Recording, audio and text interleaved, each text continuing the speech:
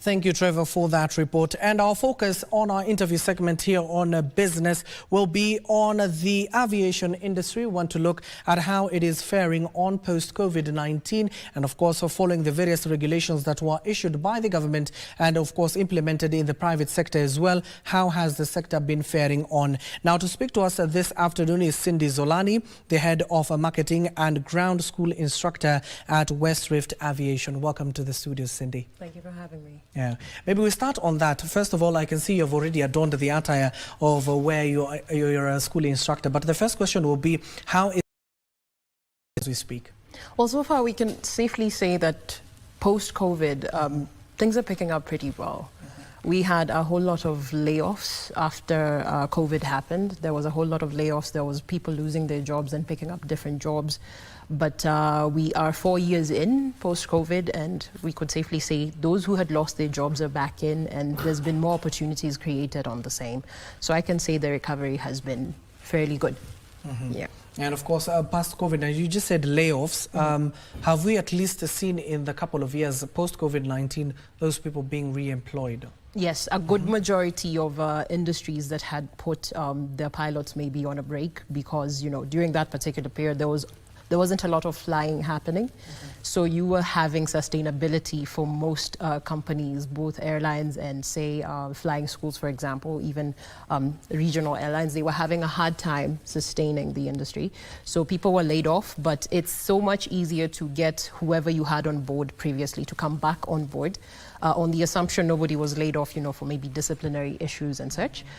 So it has happened that you've had a whole lot of companies just taking back what they had put aside during that particular period. So yeah, people were hired back.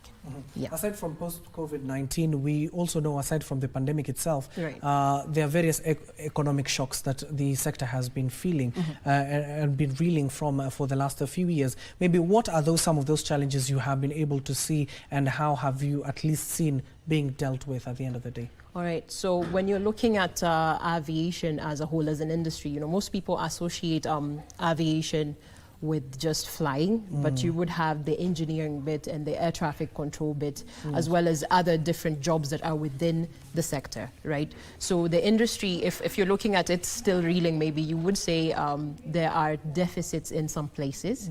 The flying sector still has a bit of a deficit going. That's why we always encourage any new students that we're having coming on board that, you know, we have job opportunities. Or someone admitting their child into flying school, they will ask, is there a job opportunity for my child to have this happening after they're done learning? So we still have deficits going on. We still have a lot of shortages in different sectors. So I would say those particular bits are still suffering, and we are doing our best to mitigate in different areas. Yeah. Maybe as we come to an end of this interview session, we're talking about the rising cost of gasoline. Yes. How has that affected the industry? And maybe to our viewers who are listening to you, why is the rise of the cost of gasoline affecting the industry mostly? All right, so you would have the rise of gasoline prices being an issue in the sense that where you have to spend a lot on gasoline prices, that would have to reflect in how you are allocating whatever funds you have within your industry, whether it's your flying school or your airline. You would have to increase something somewhere, because wherever we have a deficit, something going down somewhere, you would have something else somewhere going down, or if you have something coming up, it's the same way. So if you have gasoline rising, then you would have an increase in let's say school fees for flying schools. That has to go up because they're spending money when it comes to training, right? So they have to increase whatever they're making the students pay, the parents pay when they're bringing the children in. They have to increase on that side. They also have to increase sustainability costs in general, all around. They have to increase that. If you're buying parts for your planes in terms of maintenance, you have to increase the cost on those as well, because you are spending more in every corner, basically. So that's been an issue. It's still an ongoing issue, and it would be it has been a general outcry for most schools, especially.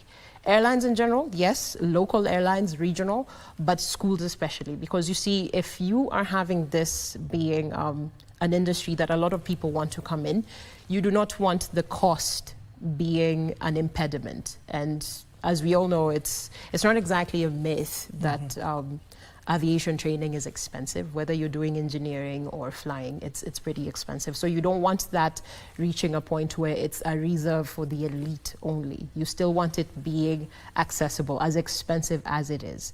So if you're having costs rising, it becomes a problem that we have to look into. And it's something that the government would play a big role in helping us with. Yeah. Maybe as we wind up, what can you tell the next aviators who are watching you right now in this particular sector? You just said clearly there are shortages. So at the end of the day, once they go to school, you do know it's very expensive to study aviation. Will they get jobs at the end of the day in 30 seconds because they're watching you right now? All right. The thing would be, as with anything, it's a possibility. It's not something that is completely out of reach. So you should not have the cost, the many zeros on your school fees being something that you look at and you decide this is not for me. If you have the dream and you have the determination to do it, you have to find, the ways will always find their way to you, basically, to put it simply. There'll always be a way to be. Where there's a will, there is a way. So if it's something that you have in mind and you have the passion for it and you have the dedication, I promise you money is not going to be an impediment. It's going to be how much effort you're going to put in, and all of your effort will be required. Aside from your money, all your effort will be needed.